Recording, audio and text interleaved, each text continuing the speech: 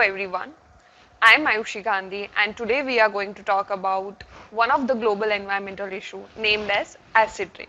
Now what is acid rain? How can I know that this water is acidic? Okay, so normally rainwater is always slightly acidic because CO2 present in the atmosphere get dissolved in its form carbonic acid. Normal acidity of rainwater is 5.6. So pH of water, rainwater should be 5.6. If there is variation in the pH value of rainwater, that means there is a problem in that water. So here what happens is, normally water reacts with carbon dioxide and forms carbonic acid. Because of SO2 and NO2 gases as pollutants in atmosphere, the pH of rainwater is further lowered to 2.4. This type of precipitation is called acid rain. So whenever the pH value of rainwater reduces from 5.6 to 2.6 or 2.4, then it is known as acid rain. So acid rain is combination of H2SO4, HNO3 and HCl.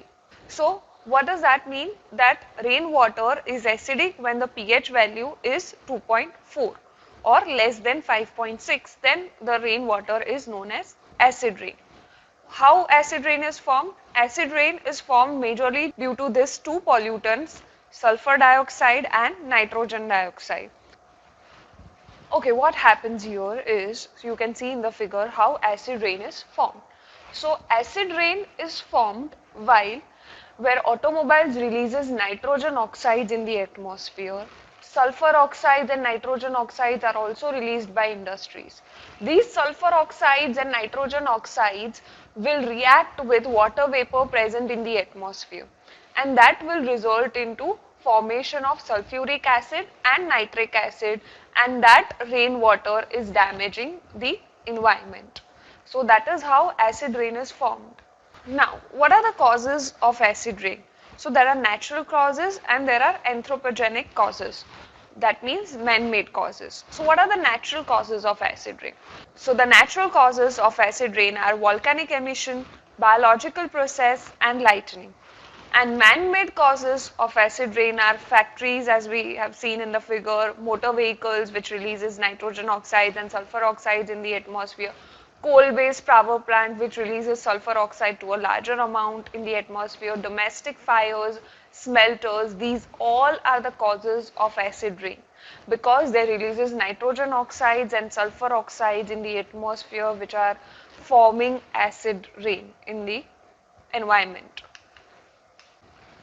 So how can we identify that this water is acidic? So we have already studied in the definition. So if the pH value of rainwater is less than 5.6, then the water is known as acidic. Now acid rain is measured through pH test that determines the concentration of hydrogen ions in a liter of fluid. So on amount of hydrogen ions we can identify that this water is acidic or basic. The pH, the potential of hydrogen scale, is used to measure the acidity or alkalinity in the water. It runs from 0 to 14. The greater the concentration of hydrogen ions and the lower the pH number. The more acidic a substance is, the lower the concentration of hydrogen ions are there. So, as the hydrogen ions will be more, that means the lower the pH value. And if the hydrogen ions are less, higher pH value is there. So the more alkaline or a basic a substance is, so a pH is greater than 7 indicates an alkaline substance, while a pH less than 7 indicates acidic substance. So water's pH value is measured by measuring the hydrogen ions in the water. Now, what is the chemical process? If we release sulfur oxides and nitrogen oxides in the atmosphere, what chemical process happens which makes the water acidic? Now, sulfur oxide is reacting with oxygen, it is going to make sulfur dioxide. So, sulfur is reacting with oxygen molecule to form sulfur dioxide. That sulfur dioxide will react with half oxygen molecule plus H2O and will form sulfuric acid, H2SO4, which is known as sulfuric acid. Reaction involved in forming nitric acid. So nitrogen oxides are released in the atmosphere. It will react with oxygen trioxide and it will form nitrogen dioxide plus oxygen molecule. That nitrogen dioxide will react with oxygen trioxide and it will form nitrogen trioxide plus oxygen molecule. Now that nitrogen trioxide will react with nitrogen dioxide and will form nitrogen N2 and O5. Now N2O5 will react with water to form nitric acid, which is 2HNO3. So that is how nitric acid is formed. So basically acid rain involves sulfuric acids, nitric acids and hydrochlorides in the water. So we know how acid rain is harmful. And what are the effects of acid rain? If acid rain is formed, how it is affecting our surrounding, we should study that in detail. So our surrounding is affected. For example, plants are affected, soils are affected, buildings and structures are affected due to acid rain, which is sulfuric acid and nitric acid are affecting the surrounding to the most. So how it is affecting it? So first we should learn how it is affecting the plants. So what happens is, because of the acid rain, it causes yellowing of the leaf tissue. So you can see here in the figure, first of all the plant was green. Because of acid rain, there is yellowing in the tissue. So that is the effect of acid rain on plants. The other effects of acid rain on the plants are direct effect on the plant growth due to toxification of the soil. It reduces the fertility of soil, so the plants cannot grow properly because they cannot get nutrients properly. It takes away soil nutrients, causing stunned growth. So again, fertility of soil decreases, that means growth of the plant decreases. Blocks stomal pores of the leaf. So the pores which are present in the leaves for exchange of water in the leaves are blocked by acid rain. So that results into lesser amount of water in the plant and resulting into degradation of quality of plant. Electron transport system, biochemical reactions dominated by pH are affected. So it changes the pH value of the water, and because of that the reaction which uses water are affected. Degradation of plant chlorophyll. So the chlorophyll which is present in the plant, which acts as a nutrient for plant, is affected due to acid rain. Now how acid rain is affecting aquatic life? Obviously the rainwater will flow in the nearby water bodies. So what happens is, acid rain causes lower pH and high aluminum concentration. So it lowers the pH, makes the water acidic, and the concentration of aluminum increases in the water. So what happens is that it damages the fish and the aquatic animals. Biodiversity of water body is reduced. It affects the fertility of the fish, and because of that the next generation is not produced. So it creates imbalance in aquatic ecosystem. Lakes, rivers are fragile ecosystem where each species are dependent on the other to survive. So they eat each other, and that's how the survival of aquatic ecosystem is done. But because the water is more acidic and aluminum concentration has increased, and that reduces the fertility of the fish, it results into imbalance in the food chain, and that results into imbalance in the whole aquatic ecosystem.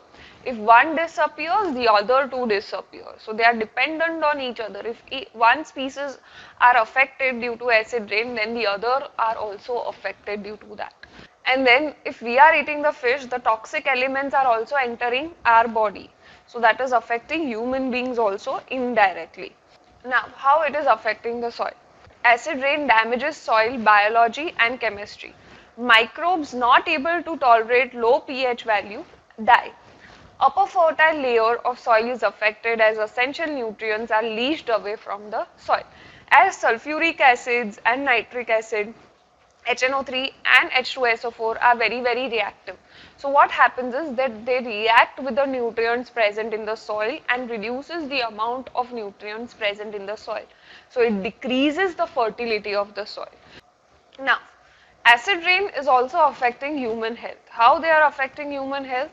Aerosol mist of sulfuric acid have very serious respiratory effect. Acidification play havoc with human nervous system, respiratory system and digestive system. So the acidic rainwater or sulfuric acid and nitric acid which are present in the atmosphere affects human beings' respiratory tract, and the other part, digestive system, is also affected by the acid rain because it is very toxic. So here you can see here in the figure in 1908 and 1969 you can see the difference in the building. As earlier the building was very nice, you can see the whole structure, but as the time went the building gets degraded. It's because of the acid rain, because sulfuric acid and nitric acid will react with the material of the building and degrades its quality, cause extensive damage to building structure materials of marble and limestone. So acid rain basically can cause too much damage to limestone and marble. So CaCO3 when reacts with sulfuric acid, so it produces CaSO4 plus H2O plus CO2. So it damages the structure of the building. In Greece and Italy, invaluable stone statues have been partially dissolved by acid rain. In Italy and Greece, it has dissolved some valuable structures. Taj Mahal in Agra is also suffering due to acid fumes from Mathura refinery. So there is an oil refinery in Mathura which is affecting the Taj Mahal. You can see a yellow color, pale yellow color on the marbles of Taj Mahal, and that is degrading the quality of Taj Mahal because there is a lot of amount of sulfuric acid and nitric acid present in the atmosphere near Agra. Here you can see deterioration of Taj Mahal. Taj Mahal is the seventh wonder of the world, getting degraded because of emission of Mathura oil refinery which lies 40 kilometers away from Taj Mahal.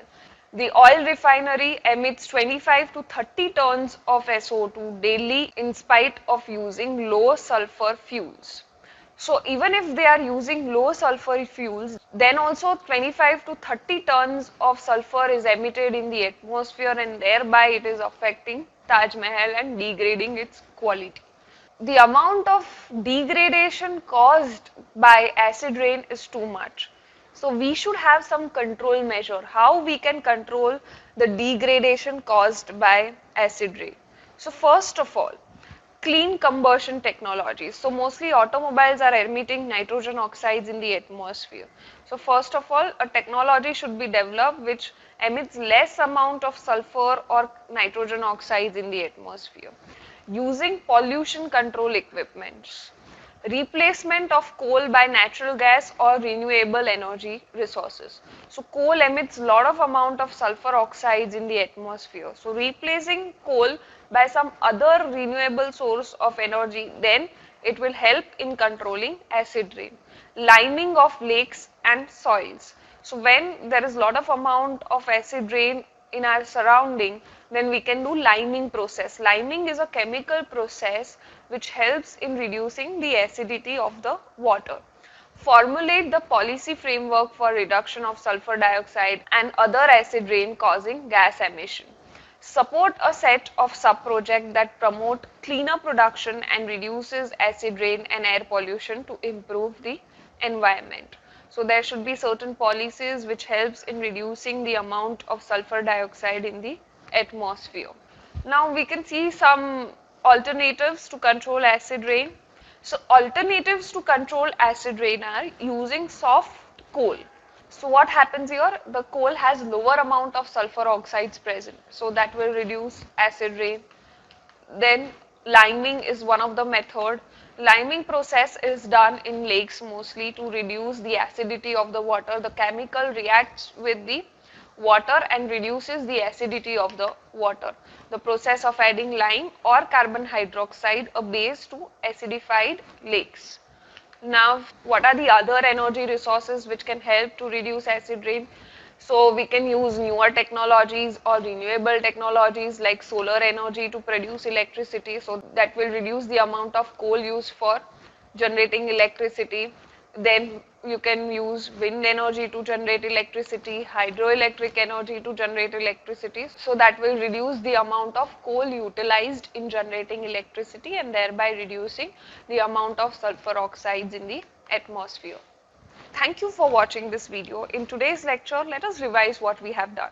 So what do you mean by acid rain? Acid rain is when the water's pH value is less than 5.6, near to 2.4, then it is known as acid rain. What are the causes of acid rain? So release from automobiles and release from industries of sulfur oxides and nitrogen oxides causes acid rain. Sulfur oxides react with water and form sulfuric acid, and nitrogen oxides will react with water and form nitric acids. Then we studied how it is affecting the surrounding. So it is affecting plants, it is affecting the soil, it is affecting building and structures in our surrounding. It is also affecting the seventh wonder of the world, which is Taj Mahal. Many important statues and monuments are affected due to acid rain.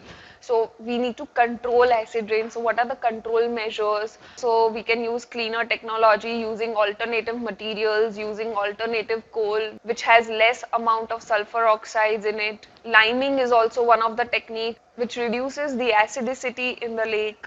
So these are some methods to control acid rain. Thank you for watching this video and hope to see you in the next lecture of global environmental issues. There are several global environmental issues. We have only learned acid rain.